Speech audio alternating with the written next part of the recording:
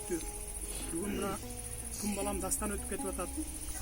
Ошо кече энеме дастанга ушу негизи мага түрмөдө жаткан адамга мыйзам жол бербейт экен. Мыйзамга жазылбай калыптыр ушул.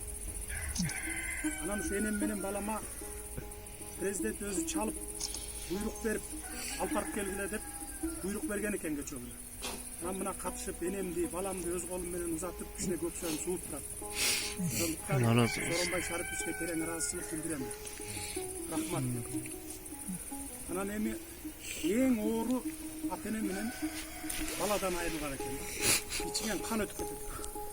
Баарыбыздын башыбызда жамандык бар. Мына бул жерде турган туугандарга, бир туугандарыма, баардыгыңыздарга жамандыкты Кудай кечинен берсин деп тилейм. 1000 мертебе тиленип атам. Кудай жамандыкты кечинен берсин. Жакшылык болсун дайыма. Эми дастан уулум. Мени кечир уулум, кечир. Seni üylönte almaya kaldım. Artık kum taşlıklar yedim.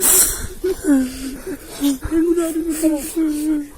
Oğlum, iki dinle razımım babam. İki dinle razımım. Beni geçti babam. Rahmat. Allah tabii. Sabır kılın.